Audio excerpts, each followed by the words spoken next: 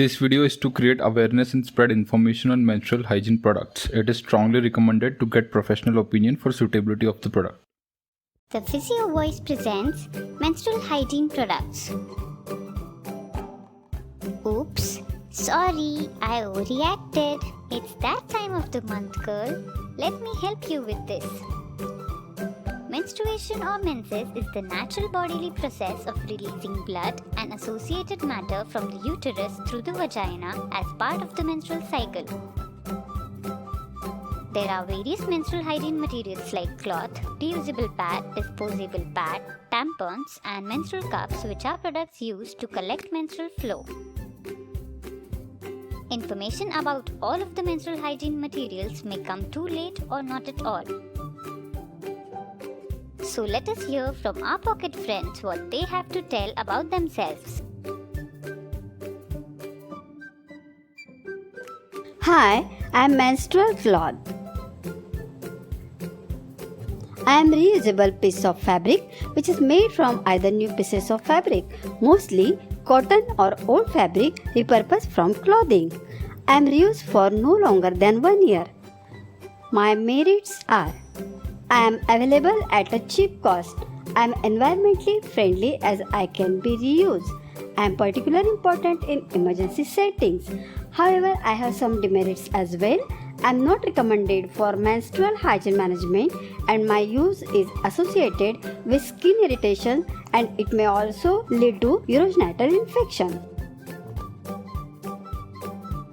Hello, I am reusable pad. I am made from natural or synthetic materials. I am held in place using snaps. I can be reused for approximately 1 year. My merits are: compared to menstrual cloth, I am perceived better. Since I can be reused, I produce less solid waste. However, I have some demerits like I am inconvenient for use, my use might be associated with urinary tract infections, I may also lead to skin irritations due to the dampness. Hey there, I am disposable pad. I consist of layered design made of blends of plastic, rayon and cotton. I have wings not to fly, but to prevent leakage and keep the pad securely in place. I am disposed after maximum of 8 hours. My merits are: I am available in most contexts. I am often preferred and considered aspirational by girls and women. I am well tolerated by users.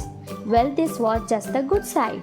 The bad side is: my disposal creates large quantities of litter, blocks sanitation system when thrown in toilets and release toxins when burned incorrectly. Some suppliers claim that I am biodegradable, but it often remains unclear if it's 100%.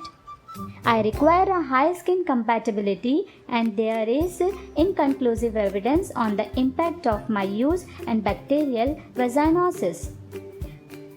When worn for a prolonged time, I am related to reproductive tract infections. Relatively higher prices and recurring costs render me unaffordable for many. Hi, I am tampon.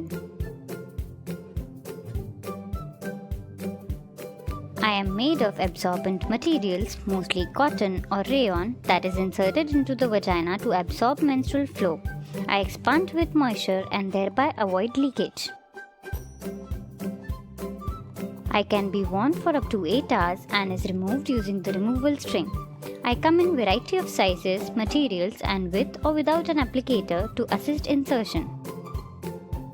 My merits are: I am biodegradable when made from natural fibers, and when I am used with the lowest absorbent and changed after maximum 8 hours, I lower the risk of potentially fatal diseases. However, I have some demerits as well, like I am often not available and I am rarely used in low-income countries. Girls and women often express fear of pain with my use, and also fear of me getting stuck is a reason for non-use. My residual chemicals and fragrance can lead to allergic reactions. Also, my insertion into the vagina presents a barrier for use in many cultures as it is inaccurately associated with tearing of the hymen and loss of virginity. Also, my use is said to be associated with toxic shock syndrome. My disposal creates large amounts of waste and also blocks sanitation system when thrown in toilets. Burning me leads to release of furans and toxins. Hello, I am Menstrual Cup. I am a non-absorbent bell-shaped device that is inserted into the vagina. I create a seal which keeps me held in place by the walls of the vagina. I am typically made of medical grade silicone and I am available at various sizes. I need to be emptied every 6 to 12 hours, after which I can be rinsed and reinserted. After each menstrual cycle, I must be boiled for 5 to 10 minutes. Good hand hygiene is important for my safe use. My merits are: there is increasing interest and growing evidence of my acceptability. I am better than pads or cloth in relation to ease and discretion of washing, drying and storing, comfort, leakage protection, odor development, quality and length of wear. I can be used for 5 to 10 years and thus produce significantly less waste than other menstrual hygiene materials. I allow users to safely handle menstruation without recurring costs for many years. I do not disrupt vaginal flora and pH, thus, health risks like toxic shock syndrome, infections, and skin irritations are minimal in comparison to other materials.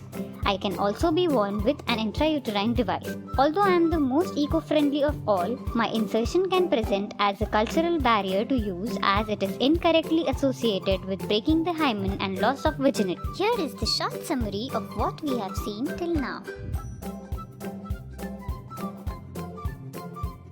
Tampons and cup require insertion while other products doesn't.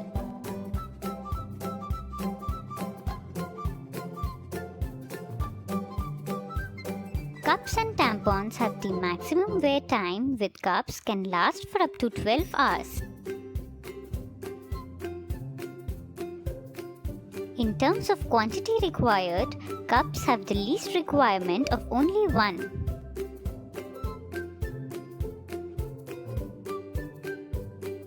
The menstrual cups have the maximum reuse capacity of 5 to 10 years.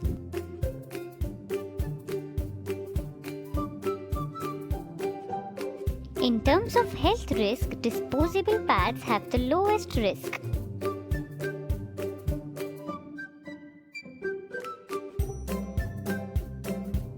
Disposable pads and tampons have low maintenance than other products.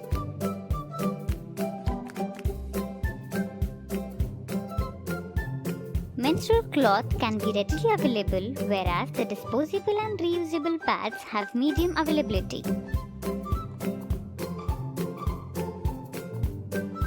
The disposable pads are easy to use among all the products.